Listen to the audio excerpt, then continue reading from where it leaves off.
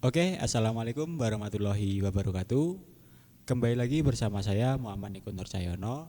Di video kali ini saya akan membahas sebuah proyek yang sudah saya bangun menggunakan bahasa pemrograman Java, di mana proyek ini saya buat berdasarkan untuk memenuhi mata kuliah pemrograman 2 UTS semester 3. Oke teman-teman, proyek ini saya buat menggunakan penerapan OOP, Object Orientasi Programming, dengan penggunaan inheritance, enkapsulasi, polimorfisme, metode berparameter, objek, dan juga kelas. Nah, seperti apa hasil dari aplikasi dari proyek yang sudah saya bangun ini? Langsung saja kita masuk ke dalam pembahasan coding dan juga hasil demonstrasinya. Oke teman-teman, sebelum saya bahas ke coding dan hasil proyeknya, di sini akan saya beritahu dulu proyek apa sih sebenarnya yang saya bikin ini. Oke, jadi proyek yang saya bikin ini adalah proyek dengan tema inventaris barang di gudang A dan juga gudang B.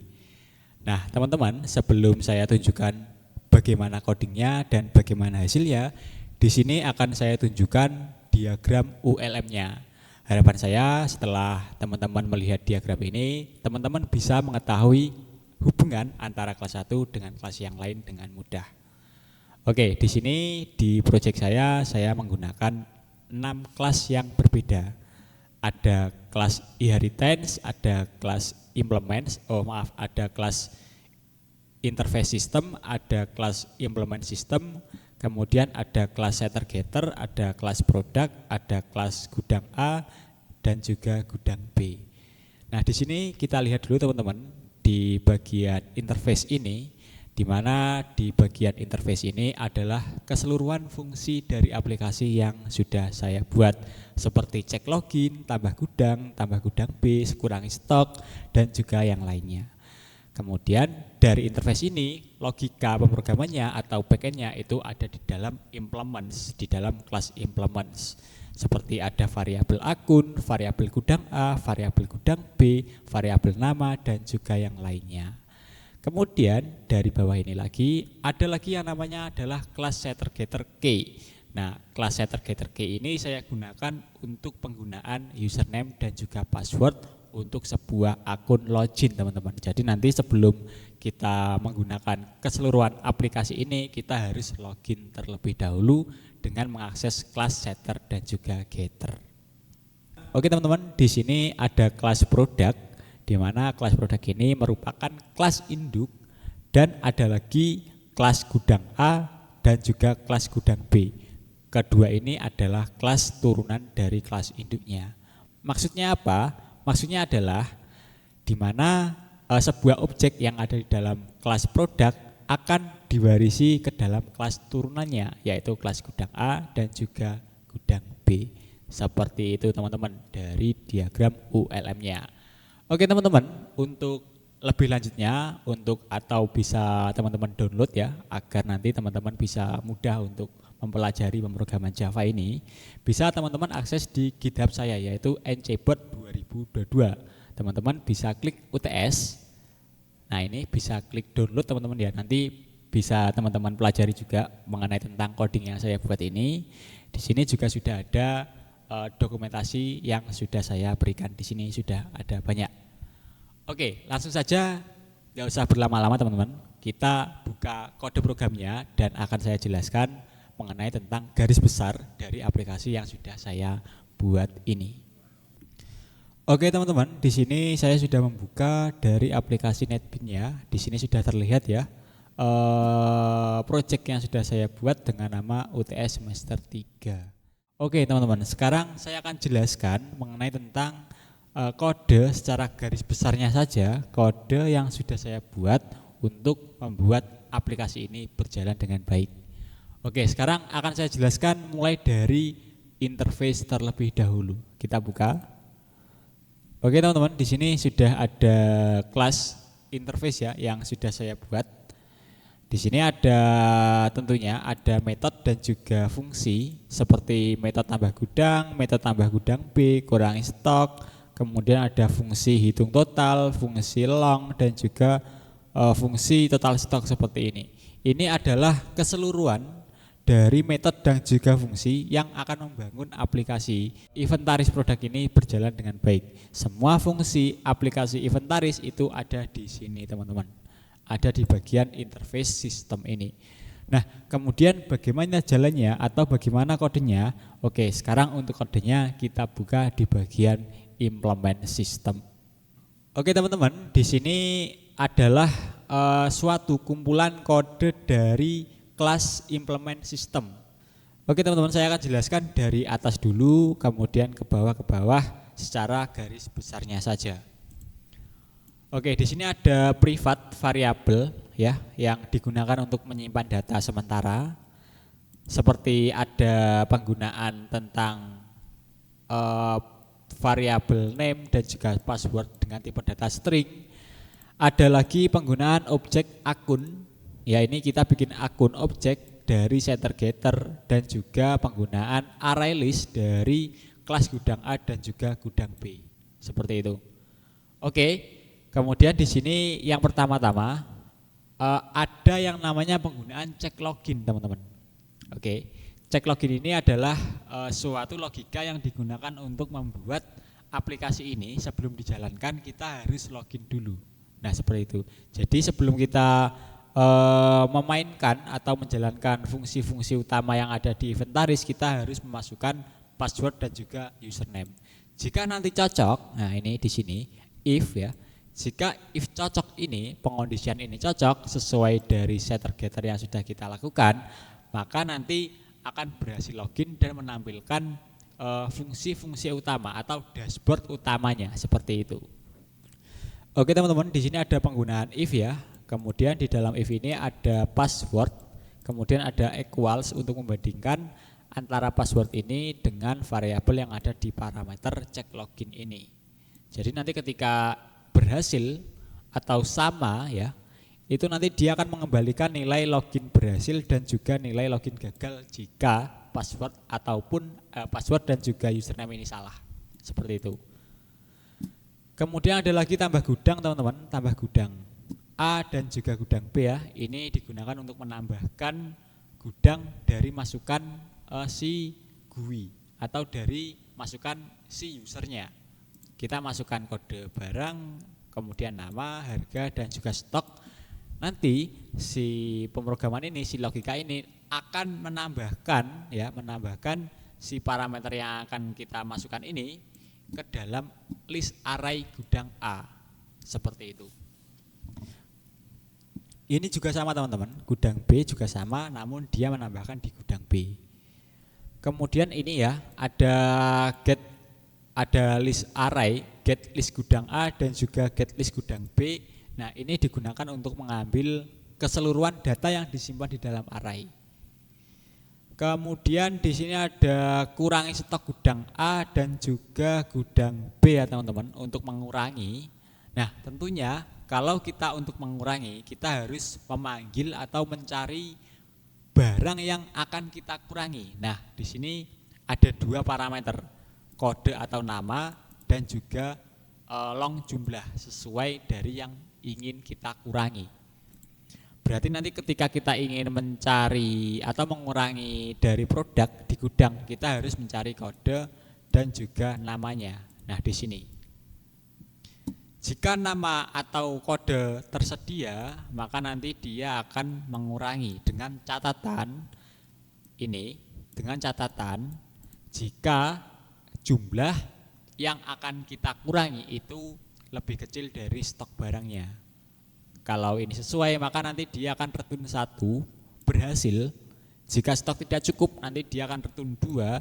Dan jika semua gagal ataupun insert ini atau pencarian kode dan juga nama barang ini gagal, maka nanti dia akan mengembalikan return 3. Kode ini adalah kunci untuk membedakan antara bagaimana berhasil, bagaimana stok habis dan juga bagaimana tidak ada ditemukan nama barang dan juga kode barang di dalam get list array seperti itu. Ini juga sama teman-teman. Kemudian tambah gudang A ini juga sama. Kita pakai penambahan gudang A ya, tambah stok gudang A. Ini artinya kita menambahkan nilai jumlah ya, nilai jumlah yang sudah ada sebelumnya. Jadi sebelumnya kita insert produk misalnya nih gini, misalnya nih kita insert produk kipas. Nah, berarti di fungsi ini kita bisa mengupdate jumlah kipasnya karena kita sudah mengisi kipasnya tadi, seperti itu. Ini juga sama teman-teman, edit produk gudang A. Edit produk gudang A ini kita bisa edit nama, bisa edit harga baru, dan juga bisa tambah stok, seperti itu. Kemudian ini juga sama, edit produk gudang B. Kemudian nah ini ada fungsi ya. Kalau ini tadi method. Nah, di sini method, ini ada fungsi ini fungsi. Nah, ini fungsi yang tadi. Fungsi ini adalah fungsi yang digunakan untuk menghitung total nilai pajak dari keseluruhan stok yang ada di gudang A dan juga gudang B. Seperti itu, menggunakan perulangan for. Kita ambil semua datanya, kita tambahkan, kemudian kita hitung nilai pajaknya. Ini juga sama teman-teman, hitung nilai total, dan ini juga sama, hitung nilai stok. Itu adalah isi dari implement sistem kelas. Oke, sekarang kita berpindah. Setelah dari interface implement, kita pindah ke setter getter. Oke teman-teman, jika kita lihat di dalam kelas public setter dan juga getter, di sini hanya sedikit kode yang saya buat ya. Ada variabel privat, ada set username, ada get username. Nah, kenapa saya bikin variabel ini privat, kemudian saya berikan public void maupun fungsi ini. Nah, ini saya buat untuk memenuhi penggunaan enkapsulasi, teman-teman. Penggunaan enkapsulasi ataupun pembungkusan ya. Jadi si variabel string ini, variabel nama dan juga password ini itu tidak bisa diakses dari luar kelas, teman-teman. Hanya bisa diakses dari kelas ini saja. Nah, bagaimana kalau kita ingin mengaksesnya? Kan kita harus mengambil data nih, mengambil data username dan juga password. Nah, kita menggunakan yang namanya adalah set atau setter nama ini. Dan juga untuk mengambilnya kita menggunakan getter atau get username ini. Seperti itu teman-teman. Ini adalah kelas dari setter dan juga getter yang memenuhi penugasan enkapsulasi atau pembungkusan. Kemudian ada lagi setelah ini kita masuk ke dalam produk. Nah teman-teman, ini sebenarnya produknya adalah kelas biasa ya, kelas produk. Namun kelas produk ini saya tujukan sebagai kelas induk. Nah, oke, di kelas induk dia memiliki fungsi untuk set data, kemudian fungsi set stok barang, fungsi untuk mengambil get kode dan juga yang lainnya.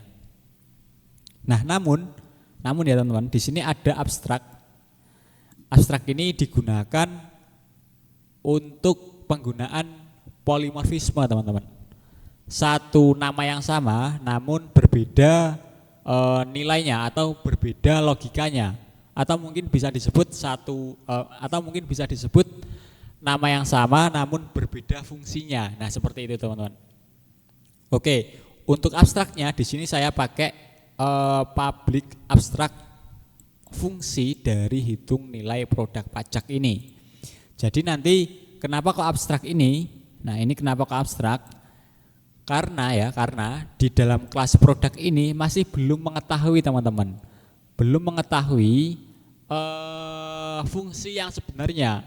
Nah, ada dua fungsi dari hitung nilai produk. Yang mana dulu yang akan dikerjakan, yang mana dulu yang akan dipanggil, itu masih belum jelas. Makanya di sini disebut juga dengan abstrak. Oke, ini adalah isi dari kelas induk dari kelas produknya, teman-teman. Ada kelas induk dari produk. Nah, ada induk berarti ada anaknya, ada turunannya. Oke. Kemudian kita beralih ke gudang produk A kelas. Oke ya, ini adalah kelas turunannya. Bisa dilihat teman-teman. Extend produk ini menandakan bahwa ini adalah kelas turunan dari kelas induk. kelas produk seperti itu. Oke, di sini ada gudang A, ada get lokasi, kemudian ada tambah produk, kemudian ada lagi hitung nilai pajak. Nah, semua get lokasi ini itu diambil dari sini. Kemudian get barang. Nah, ini kan tidak ada, teman-teman. Get barang ini diambil dari mana? Diambil dari kelas induknya, teman-teman. Get barang. Intinya secara garis besar ya, kelas produk A, seluruh objek yang ada di dalam kelas ini itu nanti akan bisa diakses di kelas anaknya, yaitu kelas induk, di kelas anaknya yaitu di kelas produk gudang A dan juga gudang B ini. Seperti itu. Nah, berarti dari proyek yang sudah kita bikin ini, yang sudah saya bikin ini, itu sudah memiliki tentang inheritance atau pewarisan. Oke, berarti tadi sudah ya. Ada enkapsulasi pembungkusan setter getter, kemudian ada penggunaan tentang si turunan atau inheritance.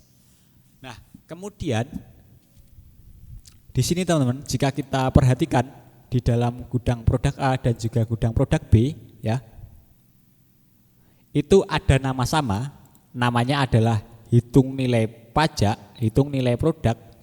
Namun yang membedakan adalah cara kerjanya. Kalau di gudang A itu tidak ada pajaknya, alias pajaknya 0, kemudian kalau di gudang B ini memiliki pajak yaitu di 10%. Nah, seperti ini. Oke, ini adalah penggunaan tentang polimorfisme. Nama yang sama, berbeda kerjanya, berbeda konsepnya, seperti itu. Kemudian kita buka coba main tes Java. Nah, teman-teman, di sini saya bikin kelas main tes Java ya. Nah, tujuannya apa? Bagi pemula seperti saya ini, pemrograman Java, ini wajib teman-teman, kita wajib sebelum kita gabungkan ke dalam GUI-nya, kita tes satu persatu dulu. Apakah fungsi dari implement ini sudah sesuai seperti yang kita inginkan. Jadi ini hanya untuk ngetes teman-teman, untuk trial and errornya. Kalau sudah berhasil maka nanti bisa langsung saya gabungkan di dalam kode GUI. Oke teman-teman, ini sudah semua ya, sudah kita jelaskan semua untuk penggunaan inheritance, kemudian enkapsulasi, kemudian polimorfisme, kemudian penggunaan metode berparameter. Nah, metode berparameter seperti ini teman-teman. Oke ya, kita belum singgung tadi metode berparameter di implement sebanyak. Nah, ini adalah metode berparameter public void tambah gudang A. Parameter, metode itu diawali dari sini, dari void, parameter itu di sini. Ini adalah metode berparameter. Kemudian kelas dan objek ya. Kelas itu ya ini teman-teman, penggunaan file kelas ataupun kita bikin kelas baru dan juga penggunaan objek ya ini ya.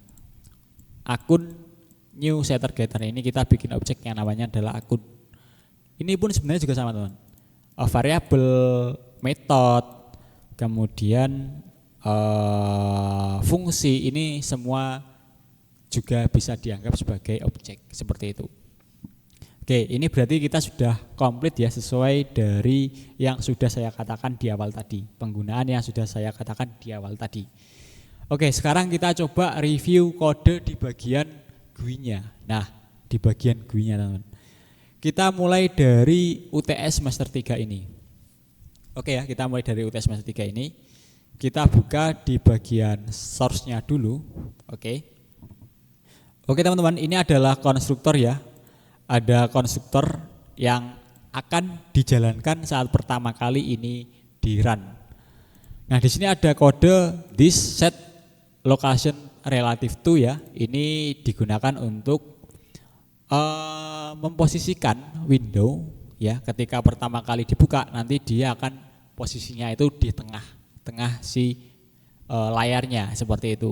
Oke teman-teman, itu mungkin penjelasan dari kode program yang sudah saya bikin, mulai dari pemrograman penggunaan inheritance, penggunaan polimorfisme, penggunaan enkapsulasi, penggunaan metode berparameter dan juga objek dan kelas seperti itu.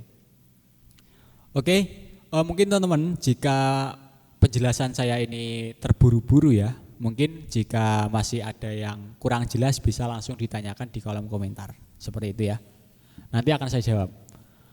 Oke, kemudian langsung saja kita demonstrasikan bagaimana hasil ini bekerja dan bagaimana hasil ini berfungsi dengan baik. Oke, kita mulai dari panel logic. Kita run. Oke ya, kita masukkan username tadi. Niko, passwordnya adalah 2025 sesuai dari yang kita set di kelas settergetter tadi. Oke, ini masuk ya teman-teman ya. Ada gudang A dan juga gudang B. Nah di sini di inputnya kita masukkan aja langsung. Misal kita membuat kode dengan nama inisial A001. Nama barangnya adalah kipas angin, harganya ada di 200.000 ya, 200.000 ya, benar enggak? Oke, ada 200.000. Nah ini teman-teman, kalau harga ini kita nggak bisa mengisikan huruf ya, ini harus angka. Ini juga sama, untuk produknya juga harus angka.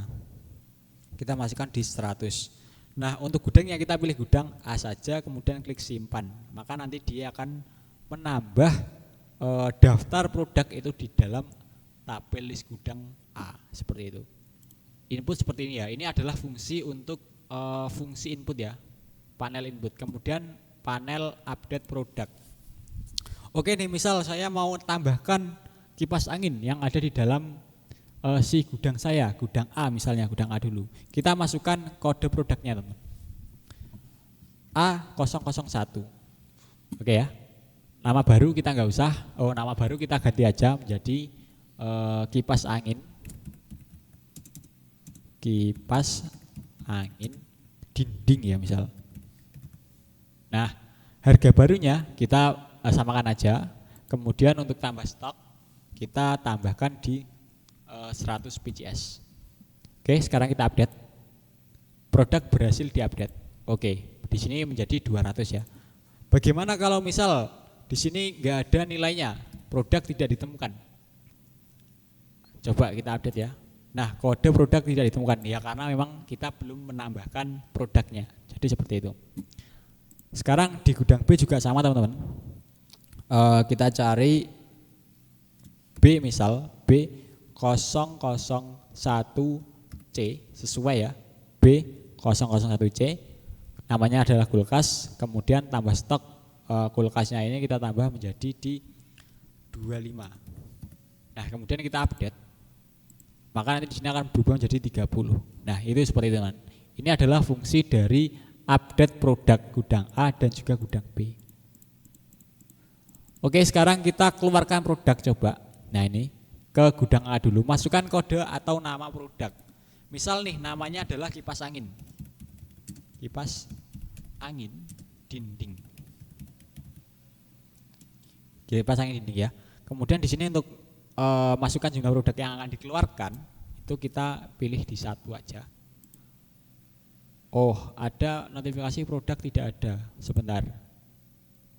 Oh ini teman ya, ini typo ya, kipas angin dinding. Sekarang coba kita, nah produk tidak ada. Hah? Oh dinding bukan dinging ya, dinding seperti ini ya, dinding ya. Kita coba. Oke, produk berhasil dikeluarkan menjadi 199 ya. Sekarang coba kita kodenya A001 kita keluarkan, ternyata juga berhasil. Oke ya teman-teman, seperti itu ya. Gudang A, gudang B juga sama.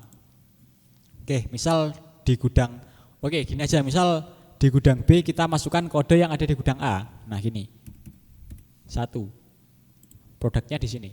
Kita tambahkan produk tidak ada. Ya, tidak ada teman-teman, karena di A ini itu tersimpan di gudang B. Mohon maaf, di kode A001 ini itu tersimpan di gudang A, bukan di gudang B. Makanya kita keluarkan itu tidak bisa. Seperti itu. Kalau misal kita ganti di B ya, B itu ada enggak? B00C ya, coba. B001C. Oke, kita keluarkan dan hasilnya berhasil dikeluarkan. Maka nanti dia akan keluar. Seperti itu.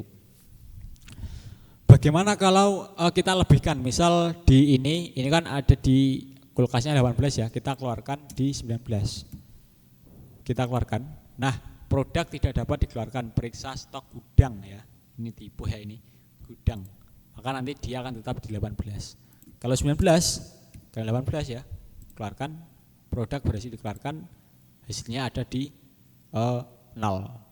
Seperti itu teman-teman.